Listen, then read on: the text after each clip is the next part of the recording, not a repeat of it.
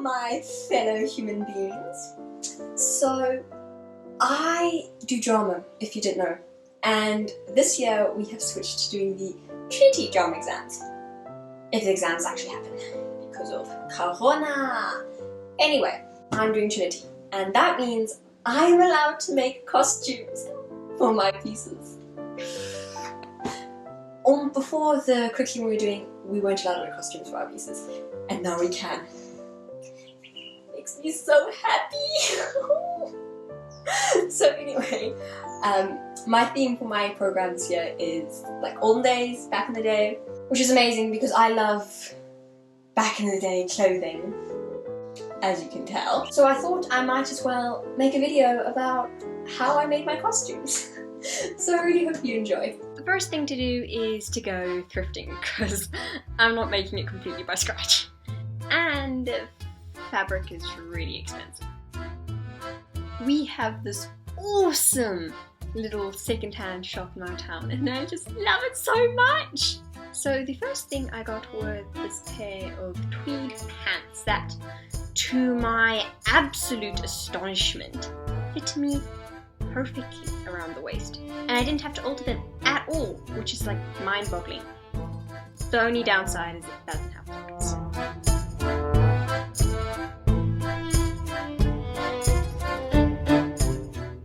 So I also got this white linen shirt, which needs a little bit of altering to make it more the style that I am going for.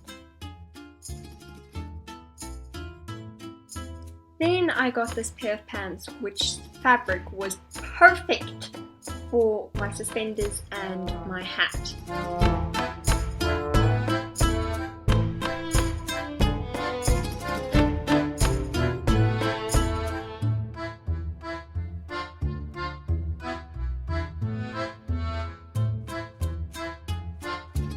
For the next costume I am making, I got this tweed skirt. It just needs to be cinched in around the waist so that it fits me, obviously. I also thrifted this white skirt a while ago that I'm going to be using as a petticoat. So to start my newspaper boy costume, I began by quick unpicking the shirt's cuffs, which took for actual ever.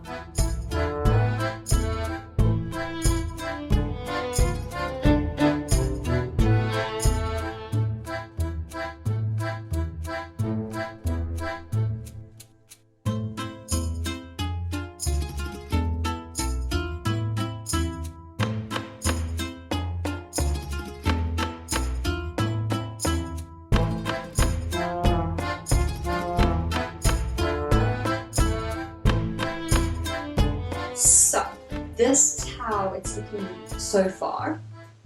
I quick unpicked the cuffs and folded them open because they were double layered, and that made the whole shirt a lot longer. I still need to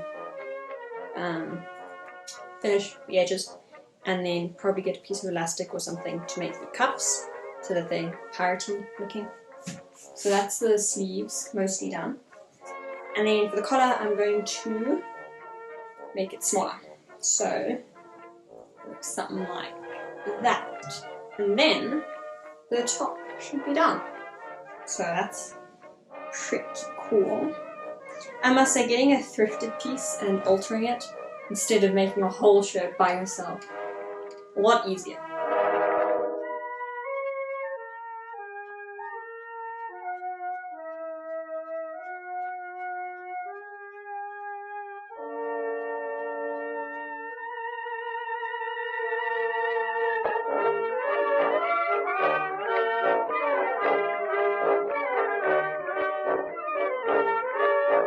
Then it was time to start making mine cap. To begin with, I started by sketching out the template on a piece of scrap paper. Then pinning that to the legs of the trousers I got and cutting out the pieces.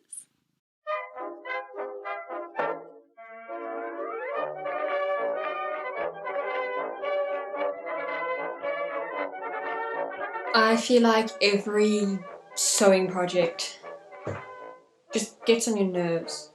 Like, look here, I'm sewing the round bit, my hat. You see? What do? I sew this one inside out. I mean, it's only a little bit quick unpick, so I shouldn't really complain. I hate quick unpicking, especially when it's some stupid mistake. I'm gonna stop my past self right there. You see, the whole template thing I did was wrong. When I finished this hat part, I realized that it was way too small.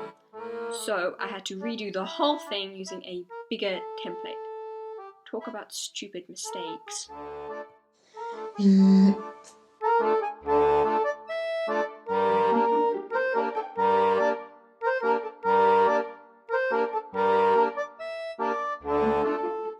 Yes, so everything I'm doing right here is actually useless. However, I'm still going to show it to you because I didn't film me doing it the right way. And it's exactly the same, just using a bigger template. Once my new and improved, aka bigger, hat was complete, I top stitched the top so the seams lay flat and it looks more professional.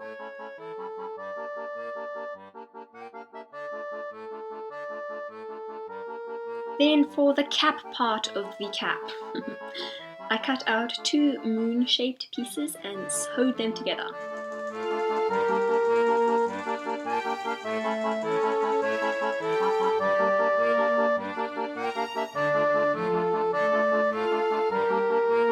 Then I cut out a piece of foam. The only foam we had was sparkly, glittery, golden foam. But it worked, so no complaints. I cut out a piece that fits in and top stitched it inside.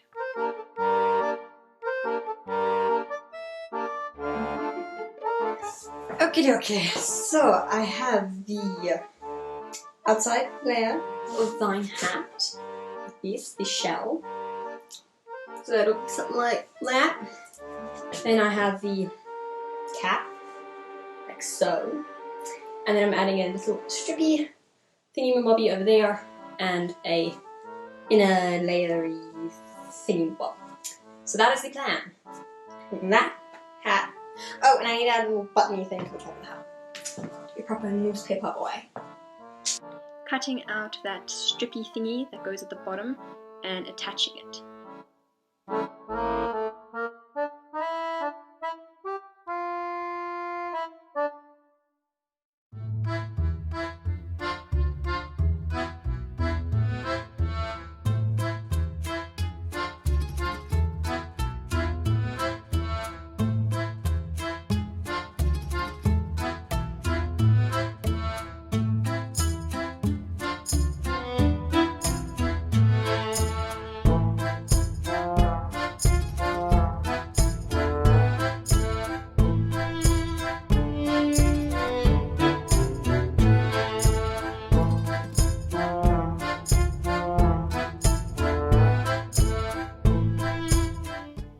Sewing on the cap part to the cap.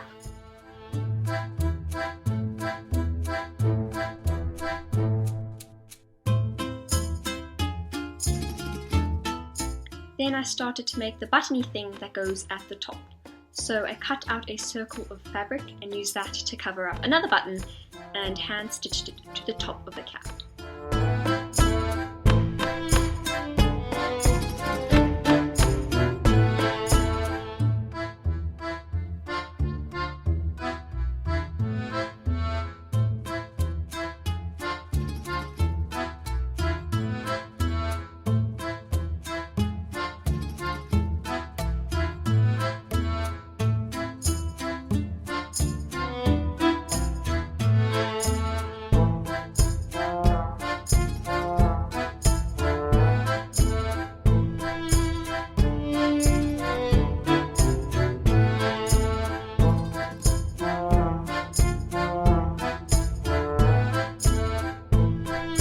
Then using my new and improved template, I cut out the same pieces out of some white fabric to use as the lining for the cap. Then stitch that in.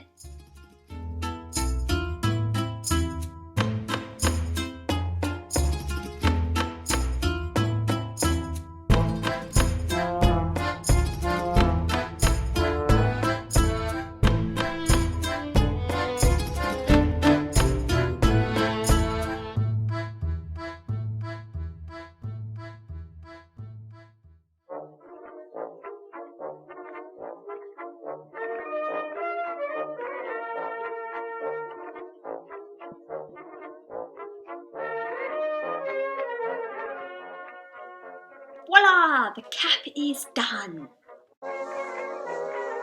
So these are a pair of suspenders that we have had forever. Now I don't wear them very much because I'm not a biggest fan of this pattern. Doesn't really go with anything I own.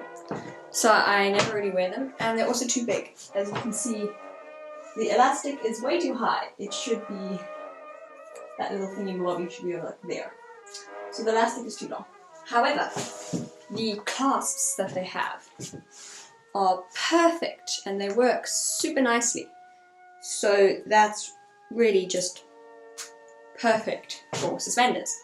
So I have the elastic, I have the clasps, I have these little thingy-mabobs that you adjust to make it your size. So it's not very much work. Basically, I'm just replacing the fabric with the brown stuff, the stuff I made my hat out of. So that is what I'm going to be doing now.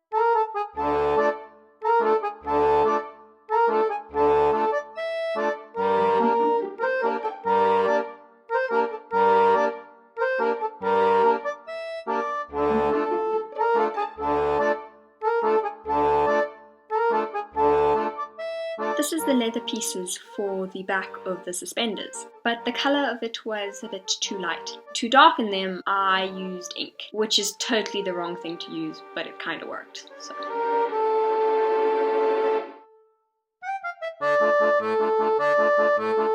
Then I sandwiched the elastic and the straps between the two pieces of leather.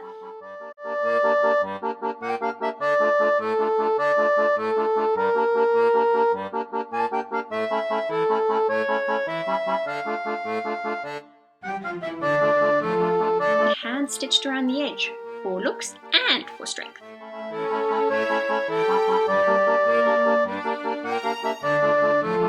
And with that, the back of the suspenders was all done. Then I just had to add the clasps.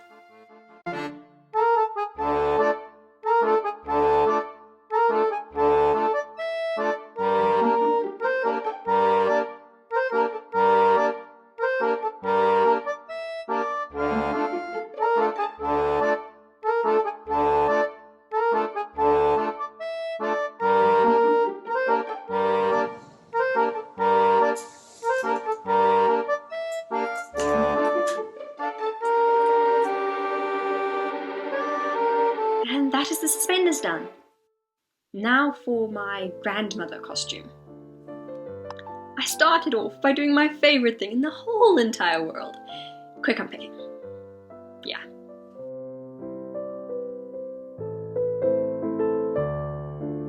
Okay, so this is the skirt so far. Basically all I did was I cut out the zip and I sewed that shut. Then I just folded over the top seam of the skirt, did a straight stitch along there, and now I shall be threading an elastic through to gather it into a skirt. So that is what I'm going to do now.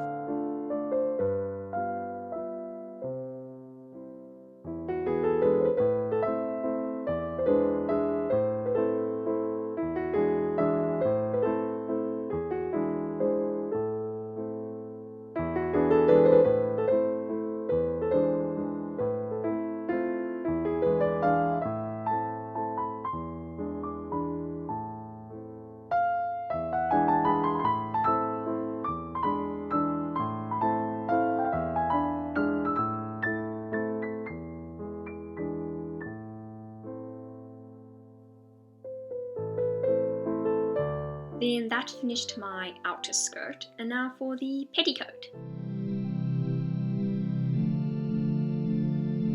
So I'm going to be attempting to shirr my fabric. I've never done this before. Well, actually, that's such a lie. Okay. I've never done this before and been successful. I've tried many times. My machine has jammed up many times.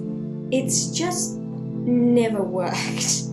Every time I try, yeah, my machine jams and it's a pain to try and unclog.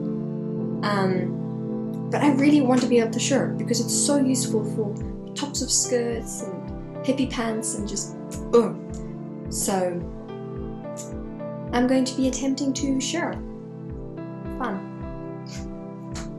Wish me luck!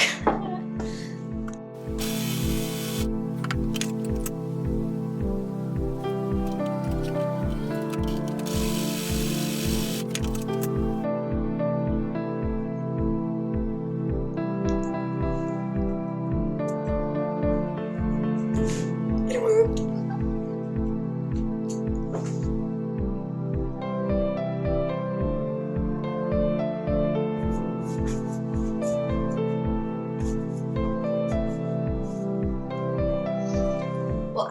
So, it worked. Shearing worked.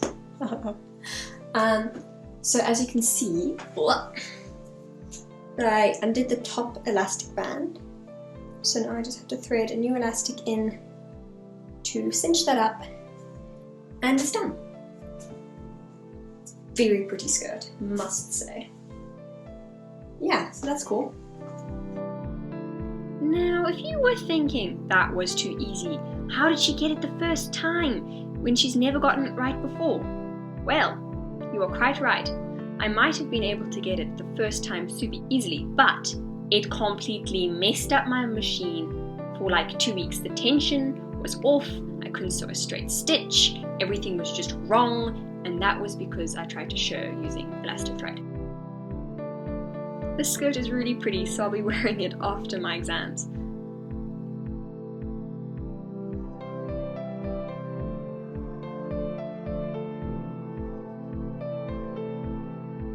And this is how my 2 costumes turned out. I am really, really fond of them. They just make me want to prance around and act like I'm from back in the day.